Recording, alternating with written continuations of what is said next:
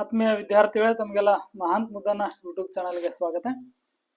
ಸ್ಪರ್ಧಾತ್ಮಕ ಸಾಮಾನ್ಯ ಅಧ್ಯಯನ ತರಗತಿಯ ಎರಡನೇ ಒಂದು ಕ್ಲಾಸ್ ಇದು. ಸೊ ಸ್ಪರ್ಧಾತ್ಮಕ ಪರೀಕ್ಷೆ ತಯಾರಿ ಮಾಡ್ತಾ ಇರುವಂಥ ಸ್ಪರ್ಧಾರ್ಥಿಗಳಿಗೆ ಇದು ಉಪಯುಕ್ತವಾಗಿರುವಂಥದ್ದು. ಹಿಂದಿನ ಕ್ಲಾಸ್ನಲ್ಲಿ ನಾವು ಒಂದಿಷ್ಟು ಪ್ರಶ್ನೆಗಳನ್ನು ಚರ್ಚೆ ಮಾಡಿದ್ವಿ. 6th ಕ್ಲಾಸ್ನ ಇತಿಹಾಸದ ಪರಿಚಯ ಮತ್ತು ಆರಂಭಿಕ ಸಮಾಜ ಅನ್ನುವಂಥ ಒಂದು ಚಾಪ್ಟರ್ ಅನ್ನು ಇಟ್ಕೊಂಡು ಕ್ವಶನ್ಸ್ಗಳನ್ನು ನೋಡ್ತಾ ಇದ್ವಿ. ಸರ್, ಇತಿಹಾಸದ ಪರಿಚಯ ಮತ್ತು ಆರಂಭಿಕ ಸಮಾಜ ಅನ್ನುವಂಥ ಪಾಠದ ಮೇಲೆ ಪ್ರಶ್ನೆಗಳು. ಹಿಂದೆ ಈ ಪ್ರಶ್ನೆನ ನಾನು ನಿಮ್ಗೆ ಕೇಳಿದ್ದೆ, ಕಮೆಂಟ್ ಮಾಡ್ರಿ ಅಂತ ಹೇಳಿದ್ದೆ. ಸೊ ಈಗ ಅದರ ಉತ್ತರವನ್ನು ನೋಡ್ಕೊಂಡ್ಬಿಡ್ರಿ. ಪೂರ್ವಭಾವಿ ಇತಿಹಾಸ ಕಾಲ ಅಂದ್ರೆ ಪ್ರೋಟೋ ಹಿಸ್ಟಾರಿಕ್ ಪೀರಿಯಡ್ಗೆ ಸಂಬಂಧಿಸಿದಂತೆ ಸರಿಯಾದ ಹೇಳಿಕೆ ಯಾವುದು ಅಂತ ಪ್ರಶ್ನೆಯನ್ನ ಕೇಳಿದ್ದೆ. ಅದಕ್ಕೆ ಉತ್ತರ ಸಿ ಅನ್ನುವಂಥದ್ದು ಸರಿಯಾದ ಉತ್ತರ. ಯಾಕಂದ್ರೆ ಒಂದು ನಿಮಿಷ, ರೈಟ್, ಸಿ ಸರಿಯಾದ ಉತ್ತರ. ಯಾಕಂದ್ರೆ ಪೂರ್ವಭಾವಿ ಇತಿಹಾಸ ಕಾಲದೊಳಗಡೆ ಅಕ್ಷರಗಳ ತಿಳುವಳಿಕೆ ಇತ್ತು, ಆದರೆ ಅವುಗಳನ್ನ ಇಂದು ಓದಲಿಕ್ಕೆ ಸಾಧ್ಯ ಆಗಿಲ್ಲ ಅನ್ನುವಂಥದ್ದು ಅದಕ್ಕೆ ಸರಿಯಾದ ಉತ್ತರ. ಇಲ್ಲಿ ಹೊಂದಿಸಿ ಬರೆಯುವಂತ ಪ್ರಶ್ನೆ ಇದೆ ನೋಡ್ರಿ. ಪಟ್ಟಿ ಎ ಒಳಗಡೆ ಇತಿಹಾಸದ ಕಾಲಗಳನ್ನು ಕೊಡಲಾಗಿದೆ. ಬಿ ಪಟ್ಟಿ ಒಳಗಡೆ ಅದಕ್ಕೆ ಉದಾಹರಣೆ ಅಥವಾ ಅದರ ಲಕ್ಷಣಗಳನ್ನು ಕೊಡಲಾಗಿದೆ. ಸೊ ಸರಿಯಾದದ್ದು ಯಾವುದು ಅಂತ ನೀವು ಗುರುತಿಸ್ರಿ. ಆಯ್ಕೆಗಳನ್ನು ಕೂಡ ಕೊಡ್ತೇನೆ. ಈ ಕಡೆ ಪ್ರಾಗೈತಿಹಾಸಿಕ ಕಾಲ, ಪೂರ್ವಭಾವಿ ಇತಿಹಾಸ ಕಾಲ, ಇತಿಹಾಸ ಕಾಲ. ಈ ಕಡೆ ಹರಪ್ಪ ನಾಗರಿಕತೆಯ ಕಾಲ, ಲಿಖಿತ ಆಧಾರಗಳು ಓದಲು ಲಭ್ಯವಿರುವ ಕಾಲ, ಶಿಲಾಯುಗಗಳು, ಅಕ್ಷರ ಜ್ಞಾನವಿಲ್ಲದ ಕಾಲ. ಉತ್ತರ ಗೊತ್ತಿದ್ದವರು ಕಮೆಂಟ್ ಅನ್ನ ಮಾಡ್ರಿ. ಈಗಾಗಲೇ ಪೂರ್ವಭಾವಿ ಇತಿಹಾಸ ಕಾಲ ಅನ್ನೋದನ್ನ ಹಿಂದಿನ ಪ್ರಶ್ನೆ ಒಳಗಡೆನ ನಾವು ನೋಡ್ಕೊಂಡಿದ್ವಿ. ಉತ್ತರ ಹೀಗಿದೆ. ಉತ್ತರ B option is the right. ಯಾಕಂತ ನೋಡ್ತಾ ಹೋಗೋಣ. ಮೊದಲನೇದಿದೆ ಪ್ರಾಗೈತಿಹಾಸಿಕ ಕಾಲ, ಅಂದ್ರೆ ಅದು ಶಿಲಾಯುಗ, ಅವಾಗ ಅಕ್ಷರಗಳು ಇರಲಿಲ್ಲ. ಎರಡನೇದು ಪೂರ್ವಭಾವಿ ಇತಿಹಾಸ ಕಾಲ, ಹರಪ್ಪ ನಾಗರಿಕತೆಯ ಕಾಲ, ಅವಾಗ ಅಕ್ಷರ ಬಳಕೆ ಇತ್ತು, ಆದ್ರೆ ಅವುಗಳನ್ನಿಂದ ಓದ್ಲಿಕ್ಕೆ ಆಗಿಲ್ಲ. ಇತಿಹಾಸ ಕಾಲ, ಲಿಖಿತ ಆಧಾರ ಓದಲು ಲಭ್ಯವಿರುವಂತಹ ಕಾಲಕ್ಕೆ ಇತಿಹಾಸ ಕಾಲ ಅಂತ ಕರೀತಾರೆ. ಮುಂದಿನ ಪ್ರಶ್ನೆ, ಜೀವ ವಿಕಾಸ ಹಾದಿಯಲ್ಲಿ ಜೀವಿಗಳ ಉಗಮದ ಸರಿಯಾದ ಕ್ರಮ, ಕ್ರೊನಾಲಜಿಕಲ್ ಆರ್ಡರ್ ಆಫ್ ಎವಲ್ಯೂಷನ್. ಸರಿನಾ? ಹಾಗಂದ್ರೆ ಇದರ ಅರ್ಥ, ಜೀವಿಗಳು ಯಾವ ರೀತಿಯಾಗಿ ವಿಕಾಸ ಆಗ್ತಾ ಬಂದ್ವಲ್ಲ ಅದ್ರೊಳಗೆ ಆರಂಭದ ಜೀವಿ ಯಾವುದು, ಅದಾದ ನಂತರ ಯಾವ ಜೀವಿ ವಿಕಾಸಗೊಂಡಿತು, ಅದಾದ ನಂತರ ಕೊನೆಯೊಳಗೆ ಯಾವ ಜೀವಿ ವಿಕಾಸಗೊಂಡಿತು ಅನ್ನುವಂಥದ್ದು ಇದು ವಿಜ್ಞಾನದೊಳಗೂ ಸಹಿತ ಬರುವಂತ ಪ್ರಶ್ನೆ. ಸರಿನಾ? ಓಕೆ, ನೋಡ್ರಿ ಏನು ಹಾಗಾದ್ರೆ ಉತ್ತರವನ್ನ ನೋಡ್ಕೊಂಡು ನಾವು ಡಿಸ್ಕಷನ್ ಮಾಡ್ಕೊಳ್ಳೋಣ. Option B is the right answer. ಯಾಕಂತ ನೋಡ್ತಾ ಹೋಗೋಣ. ABCDಗಳು ತಪ್ಪು, ಬಿ ಸರಿ. ಯಾಕಂದ್ರ ಮೊದಲು ಏಕಕೋಶ ಜೀವಿ ವಿಕಾಸವನ್ನು ಹೊಂದಿತು, ಇದಂತೂ ನಮಗೆ ಗೊತ್ತಿರುವಂತದ್ದು. ಸೊ ಜೀವ ವಿಕಾಸದ ಹಾದಿಯಲ್ಲಿ ಮೊದಲಿಗೆ ಬರುವುದೇ ಏಕಕೋಶ ಜೀವಿಗಳು, ಸಿಂಗಲ್ ಸೆಲ್ಯುಲರ್ಸ್. ಓಕೆ, ನಂತರ ಮೃದ್ವಂಗಿಗಳು ಬಂದವು, ನಂತರ ಮೀನುಗಳು, ಸಸ್ಯ, ಕೀಟ, ಉಭಯವಾಸಿ, ಸರೀಸೃಪ, ಪಕ್ಷಿ, ಕೊನೆಯದಾಗಿ ಸಸ್ತನಿ, ವಾನರ, ಮಾನವ. ಈ ರೀತಿ ಜೀವ ವಿಕಾಸ ಹಾದಿಯಲ್ಲಿ ಜೀವಿಗಳು ವಿಕಾಸ ಹೊಂದಿದವು. ಇದು ಸರಿಯಾದ ಕ್ರಮ. ಮುಂದಿನ ಪ್ರಶ್ನೆ, ಆಧುನಿಕ ಮಾನವರ ದೈಹಿಕ ರಚನೆಯನ್ನು ಹೊಂದಿದ್ದ ಮಾನವರು ಸುಮಾರು 18 ಲಕ್ಷ ವರ್ಷಗಳ ಹಿಂದೆ ಮೊದಲು ಎಲ್ಲಿ ಕಾಣಿಸಿಕೊಂಡರು ಎಂದು ಇತಿಹಾಸ ತಿಳಿಸುತ್ತದೆ. ನೋಡ್ರಿ, ಆಧುನಿಕ ಮಾನವರ ದೈಹಿಕ ರಚನೆಯನ್ನು ಹೊಂದಿರುವಂತಹ ಮಾನವ ಕಂಡು ಬಂದಿದ್ದು ಯಾವಾಗ ಹೇಳ್ರಿ? 18 ಲಕ್ಷ ವರ್ಷಗಳ ಹಿಂದೆ. ಹಾಗಾದ್ರೆ ಮೊದಲು ಕಾಣಿಸಿಕೊಂಡಿದ್ದು ಎಲ್ಲಿ ಅನ್ನುವಂತ ಪ್ರಶ್ನೆ. ದಕ್ಷಿಣ ಅಮೆರಿಕಾನೋ, ಆಸ್ಟ್ರೇಲಿಯಾನೋ, ದಕ್ಷಿಣ ಆಫ್ರಿಕಾನೋ, ಮಧ್ಯ ಏಷ್ಯಾನೋ? ನೋಡ್ರಿ ಆಪ್ಷನ್. ಉತ್ತರ ಗೊತ್ತಿದ್ರೆ ಕಮೆಂಟ್ ಅನ್ನ ಮಾಡ್ರಿ. ಉತ್ತರ C is the right answer. ಏನಪ್ಪಾ, ABCDಗಳ ತಪ್ಪು. ಈ ಖಂಡಗಳಲ್ಲಿ ಮಾನವನ ಉಗಮದ ಪ್ರಾಚೀನ ಕುರುಹುಗಳು ಮೊದಲಿಗೆ ಸಿಕ್ಕಿಲ್ಲ. Option C right. ಆಧುನಿಕ ಮಾನವರ ಹೋಲಿಕೆಯುಳ್ಳ ಜೀವಿ ದಕ್ಷಿಣ ಆಫ್ರಿಕಾದೊಳಗಡೆ 18 ಲಕ್ಷ ವರ್ಷಗಳ ಹಿಂದೆ ಮೊದಲಿಗೆ ಮಾನವರು ಕಾಣಿಸಿಕೊಂಡ್ರು ಅಥವಾ ಆ ಕುರುಹುಗಳು ಕಾಣಿಸಿಕೊಂಡವು ಅಂತ ಹೇಳಿ ಇತಿಹಾಸಕಾರರು ಹೇಳ್ತಾರೆ, ಇತಿಹಾಸ ಹೇಳ್ತದೆ. ಇಲ್ಲೊಂದು ಪ್ರಶ್ನೆ ಇದೆ ನೋಡ್ರಿ, ಹಳೆ ಶಿಲಾಯುಗಕ್ಕ ಪಾಲಿಯೋಲಿಥಿಕ್ ಏಜ್ ಅಂತ ಕರೀತಾರೆ. ನೋಡ್ರಿ, ಇಂಗ್ಲಿಷ್ ವರ್ಡ್ಸ್ ಗಳನ್ನು ಕೂಡ ನೆನಪಿಟ್ಕೊಳ್ರಿ. ಯಾಕಂದ್ರ ನೀವು ನೋಡಿರ್ಬೋದು ಕೆಲವೊಂದು ಪ್ರಶ್ನೆ ಪತ್ರಿಕೆ ಒಳಗಡೆ ಅದರ ಕನ್ನಡದ ಅರ್ಥ ವಿವರಣೆಯನ್ನು ಕೊಡಲಾರದೆ ನೇರವಾಗಿ ಇಂಗ್ಲಿಷ್ ಶಬ್ದಗಳನ್ನೇ, ಇಂಗ್ಲಿಷ್ ವರ್ಡ್ಸ್ ಅನ್ನೇ ಕನ್ನಡದ ಲಿಪಿ ಒಳಗೆ ಬರೆದಿರ್ತಾರೆ. ಪಾಲಿಯೋಲಿಥಿಕ್ ಅಂತ ಕನ್ನಡದೊಳಗ ಬರೆದಿರ್ತಾರೆ. ಅವಾಗ ಅದು ಗೊತ್ತಿರ್ಲಿಲ್ಲ ಅಂದ್ರೆ ನಾವ್ ಎಷ್ಟೇ ಓದಿದ್ರು ಸಹಿತ ಅದೇನಾಗಲ್ಲ, ನಮಗೆ ನೆನಪಾಗ್ಲಿಕ್ಕೆ ಸಾಧ್ಯನೇ ಇಲ್ಲ, ಸರಿಯಾದ ಉತ್ತರ ಬರ್ಲಿಕ್ಕೆ ಸಾಧ್ಯನೇ ಇಲ್ಲ. ಹೀಗಾಗಿ ಸ್ಪರ್ಧಾರ್ಥಿಗಳೇ, ನೀವು ಓದ್ತಾ ಇರುವಾಗ ಆ ಕೀ ವರ್ಡ್ಸ್ ಗಳಿಗೆ ಸಂಬಂಧಪಟ್ಟ ಹಾಗೆ ಇಂಗ್ಲಿಷ್ ವರ್ಡ್ಸ್ ಗಳನ್ನ ಕೂಡ, ಇಂಗ್ಲಿಷ್ ವರ್ಷನ್ ಅನ್ನು ಕೂಡ ನೀವು ನೆನ್ಪಿಟ್ಕೊಳ್ರಿ. ಹಳೆ ಶಿಲಾಯುಗಕ್ಕ ಪಾಲಿಯೋಲಿಥಿಕ್ ಏಜ್ ಅಂತ ಕರೀತಾರೆ. ಈ ಹಳೆ ಶಿಲಾಯುಗದ ಮಾನವನ ಬದುಕಿಗೆ ಸಂಬಂಧಪಟ್ಟಿರುವಂತೆ ಈ ಕೆಳಗಿನ ಯಾವ ಹೇಳಿಕೆ ತಪ್ಪಾಗಿದೆ? ತಪ್ಪಾಗಿರುವ ಹೇಳಿಕೆಯನ್ನು ಗುರುತಿಸಬೇಕು.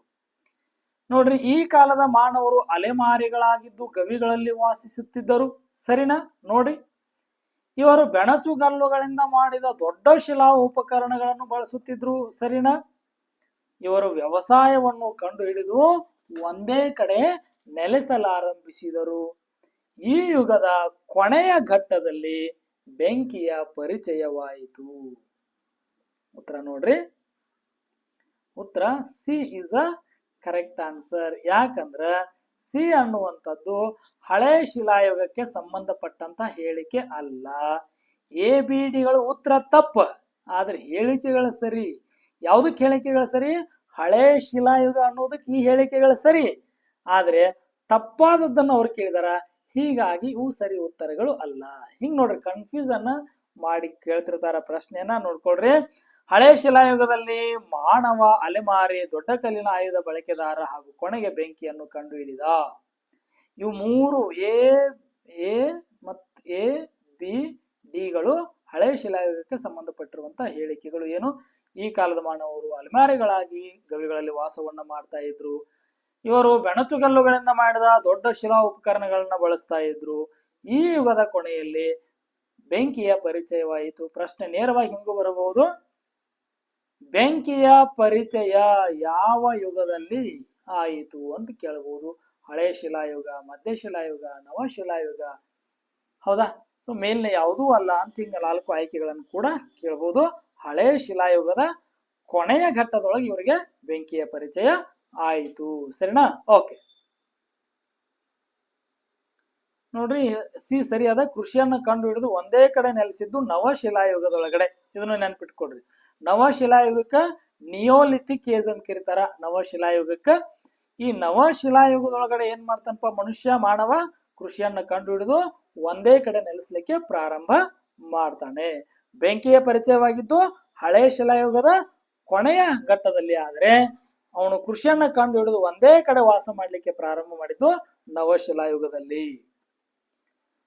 ಇನ್ನೊಂದು ಪ್ರಶ್ನೆ, ಹಳೆ ಶಿಲಾಯುಗಕ್ಕೆ ಏನಂತಾರ? ಪಾಲಿಯೋಲಿಥಿಕ್ ಏಜ್ ಅಂತ ಕರೀತಾರ. ಹಳೆ ಶಿಲಾಯುಗದ ಪ್ರಮುಖ ನೆಲೆಗಳನ್ನು ಅವುಗಳ ರಾಜ್ಯಗಳೊಂದಿಗೆ ಹೊಂದಿಸಿ ಬರೆಯ ಪ್ರಶ್ನೆ ಇದೆ. ಬುಲಾನ್ ಕಣಿವೆ, ಹುಣಸಗಿ ಮತ್ತು ಬೈಚಬಾಳ್, ಕರ್ನೂಲ್, ಅಮರಾವತಿ, ಅತ್ತಿರಂಪಕ್ಕಂ ಹೊಂದಿಸಿ ಬರೀರಿ. ನೋಡೋಣ, ಇಲ್ಲಿ ಒಂದು ಹಿಂಟ್ ಅದ.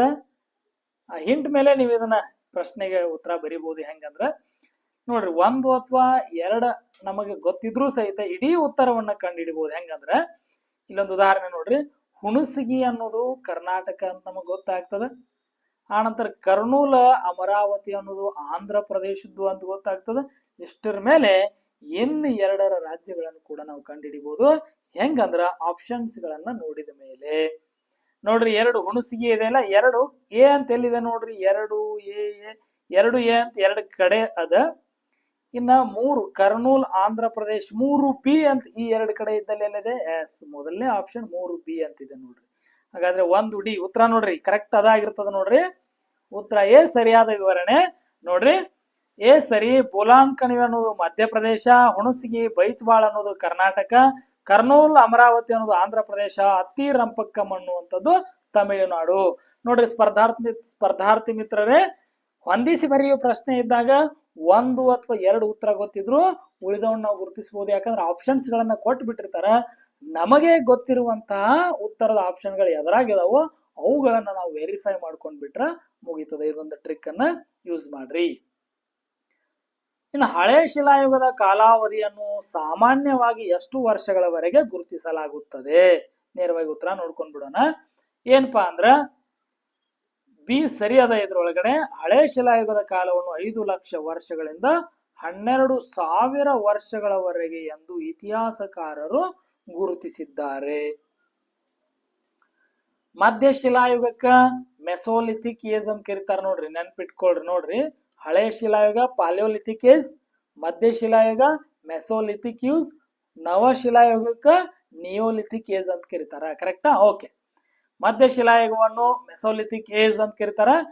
ಈ ಮಧ್ಯ ಶಿಲಾಯುಗವನ್ನ ಸೂಕ್ಷ್ಮ ಶಿಲಾಯುಗ ಎಂದು ಕರೆಯಲು ಮುಖ್ಯ ಕಾರಣವೇನು? ಕಾರಣ ಕೇಳಿದಾರೆ ಅವ್ರು, ರೀಸನ್ ಕೇಳಿದ್ದಾರೆ. ಏನು ರೀಸನ್ ಅಂತ? ಹೌದಾ, ಇಲ್ಲ ಸೂಕ್ಷ್ಮ ಶಿಲಾಯುಗ ಮೈಕ್ರೋಲಿಥಿಕ್ ಏಜ್, ಸೂಕ್ಷ್ಮ ಶಿಲಾಯುಗ ಮೈಕ್ರೋಲಿಥಿಕ್ ಏಜ್. ಈ ಮಧ್ಯ ಶಿಲಾಯುಗಕ್ಕ ಮೈಕ್ರೋಲಿಥಿಕ್ ಏಜ್ ಅಂತ ಕರೀತಾರೆ. ಯಾಕ? ಸೂಕ್ಷ್ಮ ಶಿಲಾಯುಗ ಅಂತ ಕರೀತಾರೆ ಯಾಕೆ? ನೋಡ್ರಿ, ಆ ಕಾಲದ ಮಾನವರು ಗಾತ್ರದಲ್ಲಿ ಚಿಕ್ಕವಾಗಿದ್ದರು. ಹೌದಾ? ನನಗೇನು ಅಲ್ಲ ಅನ್ಸತ್ತಪ್ಪ. ನೋಡ್ರಿ, ನೀವು ವಿಚಾರ ಮಾಡ್ರಿ. ಅವರು ದೊಡ್ಡ ಶಿಲೆಗಳನ್ನು ಬಿಟ್ಟು ಕೌಶಲ್ಯ ಭರಿತ ಕಿರು ಶಿಲೆಗಳನ್ನ ಮೈಕ್ರೋಲಿಥ್ಸ್, ಕರೆಕ್ಟಾ? ಲಿಥ್ ಲಿಥ್ ಅನ್ನೋದು ಕಲ್ಲನ್ನ ರೆಫರ್ ಮಾಡ್ತದೆ ಇದು. ಹೌದಾ? ಓಕೆ. ನೋಡ್ರಿ, ಕಿರು ಶಿಲೆಗಳನ್ನ ಬಳಕೆ ಮಾಡ್ತಾ ಇದ್ರು, ಶಿಲೆಯ ಆಯುಧಗಳನ್ನ ಬಳಕೆ ಮಾಡ್ತಾ ಇದ್ರು. ಆ ಕಾಲದಲ್ಲಿ ಕೇವಲ ಸೂಕ್ಷ್ಮ ಜೀವಿಗಳು ಮಾತ್ರ ವಿಕಾಸಗೊಂಡಿದ್ವು. ಇದಂತೂ ಅಲ್ಲವೇ ಅಲ್ಲ. ಹೌದಾ? ರೈಟಾ? ಓಕೆ. ಕೃಷಿಯ ಬಳಕೆಯಿಂದಾಗಿ ಕಲ್ಲುಗಳ ಬಳಕೆ ಸಂಪೂರ್ಣವಾಗಿ ನಿಂತು ಹೋಯಿತು. ಇದು ಕೂಡ ಅಲ್ಲ. ಉತ್ತರ ನೋಡ್ರಿ, ಹಾಗಾದ್ರೆ ಉತ್ತರ ಬಿ ಅನ್ನೋದು ಸರಿಯಾದ ಉತ್ತರ. ಆಪ್ಷನ್ ಅನ್ನ ಈಗಾಗಲೇ ನಾವು ನೋಡ್ಕೊಂಡ್ ಬಿಟ್ಟಿದೀವಿ. ಕರೆಕ್ಟಾ? ಏನಪ್ಪಾ ಅಂದ್ರೆ ದೊಡ್ಡ ಕಲ್ಲುಗಳ ಬದಲಾಗಿ ಬೇಟೆಯಾಡಲು ಕೌಶಲ್ಯ ಭರಿತ ಚಿಕ್ಕ ಅಥವಾ ಕಿರುಕಲ್ಲಿನ ಆಯುಧಗಳನ್ನು ಮೈಕ್ರೋಲಿಥ್ಸ್ ಗಳನ್ನ ಬಳಸಿದ್ದರಿಂದ ಈ ಯುಗಕ್ಕೆ ಸೂಕ್ಷ್ಮ ಶಿಲಾಯುಗ ಎನ್ನುತ್ತಾರೆ. ಮಧ್ಯ ಶಿಲಾಯುಗದ ಮಾನವರ ಬೇಟೆಯ ತಂತ್ರಜ್ಞಾನದಲ್ಲಿ ಆದ ಕ್ರಾಂತಿಕಾರಕ ಬದಲಾವಣೆ ಯಾವುದು? ಅವರು ಮಧ್ಯ ಶಿಲಾಯುಗಕ್ಕೆ ಸಂಬಂಧಪಟ್ಟಂಗೆ. ಮತ್ತ ನೀವು ಬರೀ ಬೇಟೆಯ ತಂತ್ರಜ್ಞಾನ ಅಷ್ಟ ನೆನ್ಪಿಟ್ಕೊಂಡು ಉತ್ತರ ಹುಡುಕುವುದಂತದಲ್ಲ. ಮಧ್ಯ ಶಿಲಾಯುಗಕ್ಕೆ ಸಂಬಂಧಪಟ್ಟಂಗೆ ನೋಡ್ರಿ, ಅವರು ಕಬ್ಬಿಣದ ಕತ್ತಿಗಳನ್ನು ಬಳಸಲಾರಂಭಿಸಿದರು. ಬಿಲ್ಲು, ಬಾಣ ಮತ್ತು ಮರದ ತುದಿಗೆ ಕಲ್ಲನ್ನು ಸಿಕ್ಕಿಸಿ ಭರ್ಜಿಯಂತೆ ಬಳಸುವುದನ್ನು ಕಲಿತರು. ಅವರು ಬಂದೂಕುಗಳನ್ನು ಕಂಡು ಹಿಡಿದರು. ಹೌದಾ? ಬಂದೂಕುಗಳನ್ನು ಕಂಡು ಹಿಡಿದರು. ಹೌದಾ? ಅಲ್ಲ, ಬಂದೂಕುಗಳು ಅಲ್ಲ. ಇದಂತೂ ಖಡಾಖಂಡಿತವಾಗಿ ಅಲ್ಲ. ಇಂಥವ್ನು ಹೊರಗೆ ಹಾಕ್ಬಿಡುದು ಬೇಗ ಬೇಗ. ಅವರು ಬೇಟೆಯಾಡುವುದನ್ನೇ ಸಂಪೂರ್ಣವಾಗಿ ತ್ಯಜಿಸಿದರು. ಇದು ಸರಿನಾ? ಇಲ್ಲವೇ ಇಲ್ಲ, ಸಾಧ್ಯನೇ ಇಲ್ಲ. ಮನುಷ್ಯ ಇವತ್ತಿಗೂ ಕೂಡ ಬೇಟೆಯಾಡುವುದನ್ನ ನಿಲ್ಲಿಸಿಲ್ಲ. ಇನ್ನು ಮಧ್ಯ ಶಿಲಾಯುಗದೊಳಗೆ ಬೇಟೆಯಾಡೋದನ್ನ ನಿಲ್ಲಿಸ್ಲಿಕ್ಕೆ ಸಾಧ್ಯ ಇದೆನಾ? ಸರಿ, ನೋಡ್ರಿ, ಉತ್ತರ ಬಿ ಸರಿಯಾದ ಉತ್ತರ. ಏನಪ್ಪಾ ಅಂತಂದ್ರೆ ಬಿ ಸರಿ. ಮರದ ತುದಿಗೆ ಕಿರುಶಿಲೆಯನ್ನು ಸಿಕ್ಕಿಸಿ ಭರ್ಜಿ ಮತ್ತು ಬಿಲ್ಲು ಬಾಣುಗಳನ್ನು ಬಳಸಿದ್ದು ಮಧ್ಯ ಶಿಲಾಯುಗದಲ್ಲಿ. ನೋಡ್ರಿ, ಇಲ್ಲಿ ಪ್ರತಿಪಾದನೆ ಮತ್ತು ಕಾರಣ ಇದೆ. ನೋಡ್ರಿ, ಪ್ರತಿಪಾದನೆ ಎ ಅನ್ನ ನೋಡ್ರಿ. ಮಧ್ಯ ಶಿಲಾಯುಗದ ಮಾನವರು ಪಶುಪಾಲನೆಯನ್ನು ಆರಂಭಿಸಿದರು. ನೋಡ್ರಿ, ಏನ್ ಹೇಳ್ತದ? ಮಧ್ಯ ಶಿಲಾಯುಗದ ಮಾನವರು ಪಶುಪಾಲನೆಯನ್ನು ಆನಿಮಲ್ ಹಸ್ಬೆಂಡ್ರಿ ಅಂತ ಕರೀತಾರೆ. ಇದಕ್ಕೆ ಏನು ಕಾರಣ? ನಿರಂತರವಾಗಿ ಬೇಟೆಯಾಡಲು ಪ್ರಾಣಿಗಳು ಮತ್ತು ಕಾಡು ಧಾನ್ಯಗಳು ಸಿಗದೆ ಹಸಿವಿನಿಂದ ಕಷ್ಟಪಡುವಾಗ ಗಾಯಗೊಂಡ ಪ್ರಾಣಿಗಳಿಗೆ ಮೇವು ಹಾಕಿ ಸಾಕುವ ಮೂಲಕ ಪಶುಪಾಲನೆ ಅನಿವಾರ್ಯವಾಗಿ ಶುರುವಾಯಿತು. ಆಪ್ಷನ್ಸ್ ಗಳನ್ನ ನೋಡ್ರಿ. ಎ ಮತ್ತು ಆರ್ ಎರಡೂ ಸರಿ, ಆದ್ರೆ ಆರ್ ಎಂಬುದು ಎಗೆ ಸರಿಯಾದ ವಿವರಣೆ. ಇದನ್ನ ಎ ಅನ್ನ ಆರ್ ಸಮರ್ಥನೆ ಮಾಡ್ತದ. ಅದಕ್ಕೆ ಸರಿಯಾದ ಕಾರಣವನ್ನ ಕೊಟ್ಟಿದಾರಂತ. ಎ ಮತ್ತು ಆರ್ ಎರಡೂ ಸರಿ ಆದ್ರೆ ಆರ್ ಸರಿಯಾದ ವಿವರಣೆ ಅಲ್ಲ. ಎ ಸರಿ ಆದ್ರೆ ಆರ್ ತಪ್ಪು, ಎ ತಪ್ಪು ಆದ್ರೆ ಆರ್ ಸರಿ. ಉತ್ತರ ನೋಡ್ರಿ, ಉತ್ತರ A is the correct answer. ಏನಪ್ಪಾ ಅಂದ್ರ ಆಹಾರದ ಕೊರತೆಯಾದಾಗ ಸಿಕ್ಕ ಗಾಯಗೊಂಡ ಪ್ರಾಣಿಗಳನ್ನು, ಸರಿನಾ? ನೋಡ್ರಿ, ಆ ಪ್ರಾಣಿಗಳಿಗೆ ಆಹಾರದ ಕೊರತೆ ಆದಾಗ ಸಿಕ್ಕಿರುವಂತಹ ಗಾಯಗೊಂಡಂತ ಪ್ರಾಣಿಗಳನ್ನ ಇವರು ತಿನ್ನಲಾರದೆ ಅವಕ್ಕೆ ಏನ್ ಮಾಡಿದ್ರು ಅಂದ್ರ ಮೇವುಗಳನ್ನ ಹಾಕಿ ಸಾಕತೊಡಗಿದ್ರು. ಅವು ಮರಿ ಹಾಕಿದಾಗ ಇವರಿಗೆ ಆಹಾರದ ಭದ್ರತೆ ಸಿಕ್ತು. ಯಾಕಂದ್ರೆ ಅದೇ ಪ್ರಾಣಿಯನ್ನ ಇವರು ತಿನ್ಬಹುದಾಗಿತ್ತು, ಅಥವಾ ಪ್ರಾಣಿಯಿಂದ ಬರುವಂತ ಉತ್ಪನ್ನಗಳನ್ನು ಕೂಡ ಬಳಕೆ ಮಾಡ್ಕೊಂಡು ಇವರು ಬದುಕಬಹುದಾಗಿತ್ತು. ಹೀಗಾಗಿ ಇದು ಸರಿಯಾದದ್ದು. ಇದನ್ನೊಂಚೂರು ನೀವು ನೆನ್ಪಿಟ್ಕೊಳ್ರಿ. ವಿಶೇಷವಾದಂತ ಪ್ರಶ್ನೆ ಇದೆ. 20ನೇ ಪ್ರಶ್ನೆ, ನೇರವಾದ ಪ್ರಶ್ನೆ. ಮಾನವನು ಪಳಗಿಸಿದ ಮೊಟ್ಟ ಮೊದಲ ಪ್ರಾಣಿ ಯಾವುದು? ಕಮೆಂಟ್ ಮಾಡ್ರಿ. ಹಸು, ಕುದುರೆ, ನಾಯಿ, ಆನೆ. ಕಮೆಂಟ್ ಮಾಡಿದ್ರೆ ಎಸ್ ನೋಡ್ರಿ, ಉತ್ತರ ನೋಡೋಣ. ಹಾಗಾದ್ರೆ ಯಾವುದು ಅಂದ್ರೆ ಸಿ, ನಾಯಿ. ಮನುಷ್ಯನ ಅತ್ಯಂತ ನಂಬಿಗಸ್ತ ಪ್ರಾಣಿ ನಾಯಿ. ಸಿ, ಮಾನವನು ಬೇಟೆಯಾಡಲು ಸಹಾಯವಾಗಲೆಂದು ಮೊಟ್ಟ ಮೊದಲು ಪಳಗಿಸಿದ ಪ್ರಾಣಿ ನಾಯಿ. ಓಕೆ ಸ್ಪರ್ಧಾರ್ಥಿಗಳೇ, ಕೊನೆಯದಾಗಿ ನಿಮಗೊಂದು ಪ್ರಶ್ನೆ ಇದೆ. ಈ ಪ್ರಶ್ನೆಗೆ ಉತ್ತರವನ್ನ ನೀವೇ ಕಮೆಂಟ್ ಮಾಡ್ರಿ. ಇದಕ್ಕೆ ಉತ್ತರವನ್ನ ನಾವು ಮುಂದಿನ ತರಗತಿ ಒಳಗಡೆ ತಿಳ್ಕೊಳ್ಳೋಣ. ನವಶಿಲಾಯುಗಕ್ಕೆ ಸಂಬಂಧಿಸಿದ ಈ ಕೆಳಗಿನ ಯಾವ ಲಕ್ಷಣಗಳು ಸರಿಯಾಗಿವೆ? ಸರಿಯಾದದ್ದನ್ನ ಗುರುತಿಸಬೇಕು. ಆಹಾರ ಉತ್ಪಾದನೆ ಅಂದ್ರೆ ಕೃಷಿ ಪ್ರಾರಂಭವಾಯಿತು. ಕೃಷಿ ಪ್ರಾರಂಭವಾದದ್ರ ಬಗ್ಗೆ ನಾವು ನೋಡ್ಕೊಂಡ್ವಿ ನೋಡ್ರಿ, ನೆನಪು ಮಾಡ್ಕೊಳ್ರಿ. ಅಲೆಮಾರಿ ಬದುಕನ್ನು ತೊರೆದು ನದಿ ತೀರಗಳಲ್ಲಿ ನೆಲೆಯೂರದ ಅಂದ್ರೆ ಕೃಷಿಯನ್ನ ಪ್ರಾರಂಭ ಮಾಡಿದ್ರೆ ಒಂದ್ ಕಡೆ ನೆಲೆಯೂರದ ಅಂತಾನೆ ಅರ್ಥ. ಕೈಯಿಂದ ಹಾಗೂ ಚಕ್ರದಿಂದ ಮಾಡಿದ ಮಡಕೆಗಳನ್ನು ಬಳಸಲಾರಂಭಿಸಿದ. ಬೃಹತ್ ಪ್ರಮಾಣದಲ್ಲಿ ಕಬ್ಬಿಣ ರಫ್ತು ವ್ಯಾಪಾರ ಆರಂಭಿಸಿದರು. ಇದಕ್ಕೆ ಉತ್ತರ ಅಂತೂ ನಾನು ಹೇಳಲ್ಲ, ಈಗ ನೀವ ಉತ್ತರವನ್ನ ಕಮೆಂಟ್ ಮಾಡ್ರಿ. ಮುಂದಿನ ಕ್ಲಾಸ್ನಲ್ಲಿ ಇದಕ್ಕೆ ಉತ್ತರವನ್ನ ನಾವು ಕಂಡುಕೊಳ್ಳೋಣ. ಆತ್ಮೀಯ ಸ್ಪರ್ಧಾರ್ಥಿಗಳೇ, ಕ್ಲಾಸ್ ಸರಿಯಾಗಿ ಹೋಗ್ತಾ ಇದೆ ಅಂತ ಅನ್ಕೊಳ್ತೇನೆ. ನಿಮಗ ಕ್ಲಾಸ್ ಯೂಸ್ಫುಲ್ ಆಗ್ತಾ ಇದೆ ಅಂತ ಅನ್ಕೊಳ್ತೇನೆ. ಇದೇ ರೀತಿ ನಿಮ್ಮ ಹಾಗೆ ಕಾಂಪಿಟೇಟಿವ್ ಎಕ್ಸಾಮ್ಸ್ಗೆ ತಯಾರು ಮಾಡ್ತಾ ಇರುವಂತ ನಿಮ್ಮ ಸ್ನೇಹಿತರಿಗೆ ಮಹಾನ್ ಮುದ್ದಾನ ಯೂಟ್ಯೂಬ್ ಚಾನಲ್ ಅನ್ನ ರೆಫರ್ ಮಾಡ್ರಿ. ಈ ವಿಡಿಯೋದ ಡಿಸ್ಕ್ರಿಪ್ಷನ್ ಅಲ್ಲಿ WhatsApp channel, group, Telegram channel link, ಹಾಗೆ ಮಹಾನ್ ಮುದ್ದಾನ ಬ್ಲಾಗ್ ಸ್ಪಾಟ್ ಲಿಂಕ್ ಕೂಡ ಇದೆ. ನೀವು ಅಲ್ಲಿ ಜಾಯ್ನ್ ಆಗ್ರಿ. ಮಹಾನ್ ಮುದ್ದಾನ ಬ್ಲಾಗ್ ಸ್ಪಾಟ್ ನಲ್ಲಿ ನೋಟ್ಸ್ ಗಳನ್ನ ಶೇರ್ ಮಾಡ್ತೀನಿ. ಹಾಗೆ ವಾಟ್ಸಪ್, ಟೆಲಿಗ್ರಾಮ್ ನಲ್ಲಿ ವಿಡಿಯೋದ ಲಿಂಕ್ ಗಳನ್ನ ಶೇರ್ ಮಾಡ್ತಾ ಇರ್ತೇನೆ. ಸೊ ನಿಮ್ಗೆ ಏನಾದ್ರು ಮತ್ತೆ ಡೌಟ್ಸ್ ಇದ್ರೆ, ಮತ್ತೆ ನಿಮ್ಗೆ ಏನಾದ್ರು ಬೇಕಂದ್ರೆ ಖಂಡಿತ ಆ ವಿಡಿಯೋದ ಕೆಳಗಡೆ ಕಮೆಂಟ್ ಅನ್ನ ಮಾಡ್ರಿ ಅಂತ ಹೇಳ್ತಾ ನಾವು ಇವತ್ತು ಇಲ್ಲಿಗೆ ಕ್ಲಾಸ್ ಅನ್ನ ಮುಗಿಸೋಣ. ತಮಗೆಲ್ರಿಗೂ ಧನ್ಯವಾದಗಳು.